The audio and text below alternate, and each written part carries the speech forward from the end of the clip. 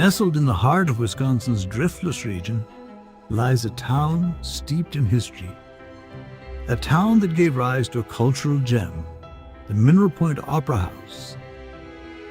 From its humble beginnings as a mining center, Mineral Point grew into a hub of industrial and cultural activity, becoming a beacon of progress.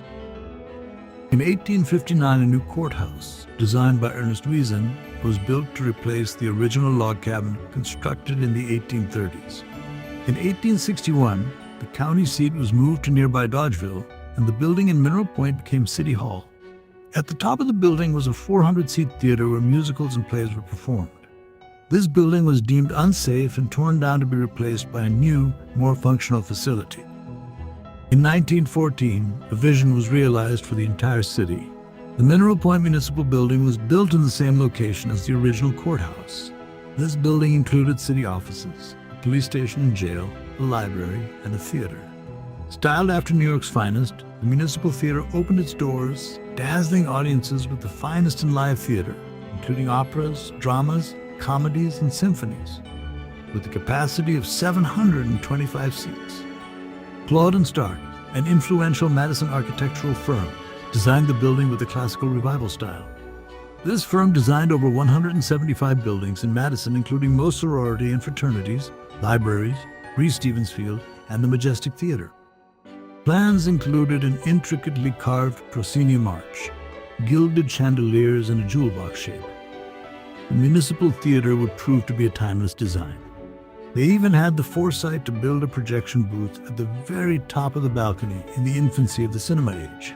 The theater was built and supported with tax money.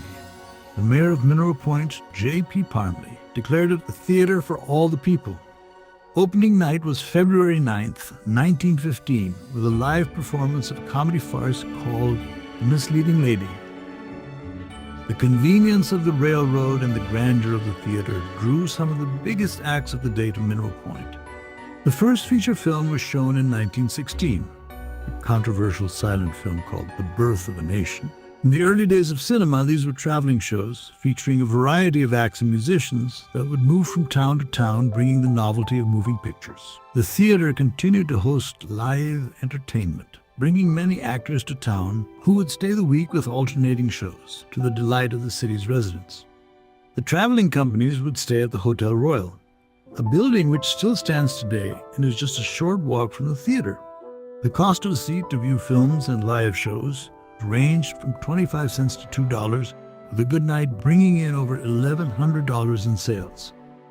As the world of entertainment evolved, so did the Municipal Theater, embracing the magic of cinema and the innovation of synchronized sound. In November of 1928, new managers of the theater recognized the revolution taking place in the movie industry and installed equipment so they could show talkies, as they were referred to in those days.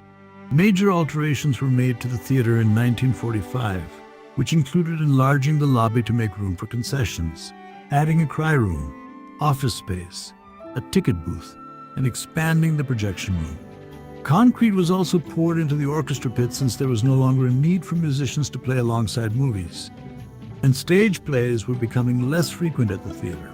Through decades of change, the Opera House faced challenges but remained a cornerstone of community spirit, thanks to the unwavering dedication of its caretakers. The Municipal Theater was also renamed The Point in the 40s, and this enlarged marquee with neon details remained up until the 90s. And while movies were the #1 focus, The Point also held other events like cooking demonstrations by companies trying to sell their products, a precursor to infomercials and the home shopping network. Senator John F. Kennedy even made a stop at the Point Theater in 1960 during his presidential campaign. Through the 1960s, management of the theater would be passed on from management companies to families to individuals, each making their own contributions to maintaining and restoring the theater as best they could. But without any full-time caretakers, there would sometimes be no heat or lights would not work. In 1964, a local group of talented actors, directors, and entertainers formed the Shake Rag Players. The Shake Rag Players was a company of 40-plus people who delighted local audiences for decades with their live performances. Along with keeping the lights on in the theater, and audiences in seats. In 1971, they received permission from the city council to restore the orchestra pit that had been filled in with concrete. Through the 70s and 80s, there would be many management changes and restorations to attempt to attract new audiences. The exterior point neon sign was replaced with a marquee similar to the original, more simple design. The interior was repainted and carpeted. New projectors and stage lighting would be added.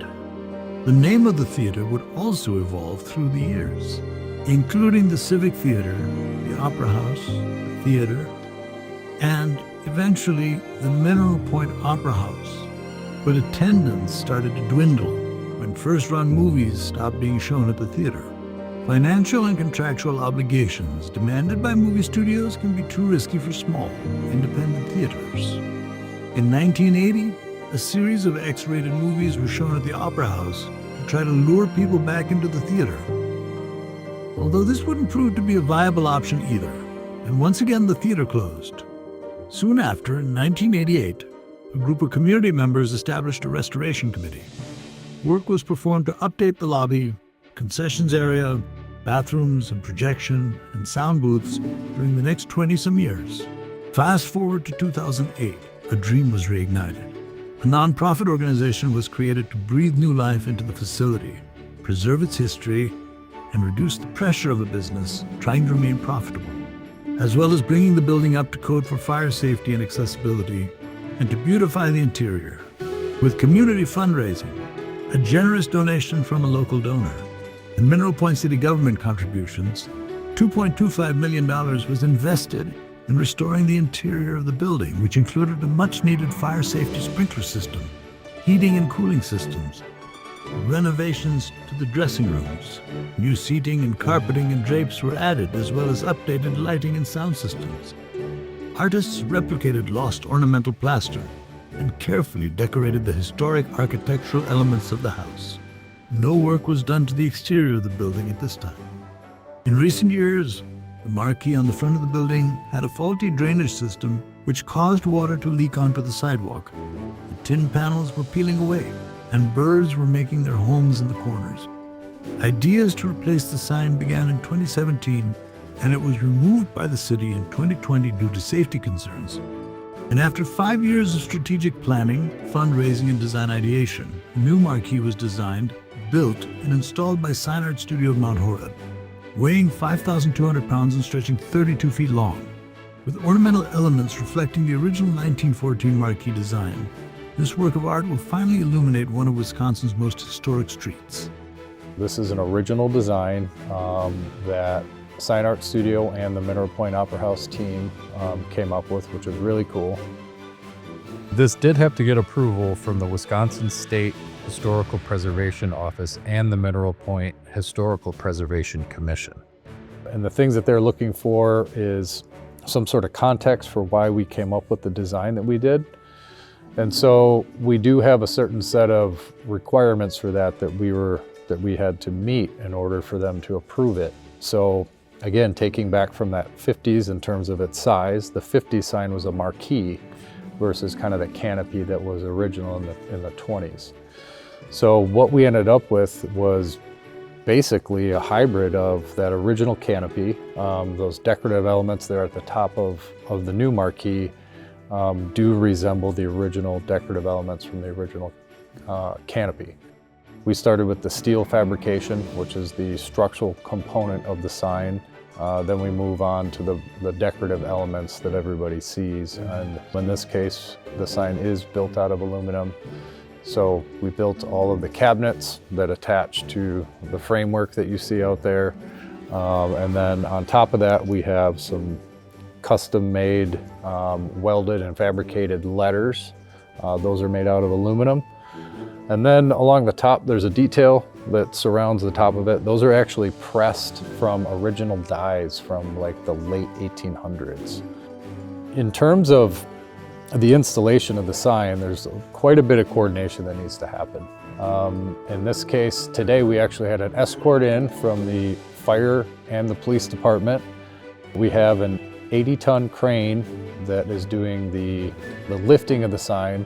There's some threaded rod that is coming out of the building, and we're setting the sign frame over the top of that, and we're bolting that down. Once that process is complete, we're going to attach the original chain stays. So there'll be some chains that attach from the building down to the front of the canopy to support it structurally. You know, we're talking about history, we're talking about people's pride in their community. And so when we get to be involved with projects like this, it really hits home. The restorations through the years have breathed new life into this magnificent historic theater. Today, fans can see a wide variety of musical acts, comedians, movies, community and school events, musicals and plays. None of this would be possible without the support and love for the theater by our local community members, the Mineral Point City Administration, generous donors, and local foundations. The Mineral Point Opera House is an elegant jewel, a bridge between the past and the present, inviting all to experience its timeless charm.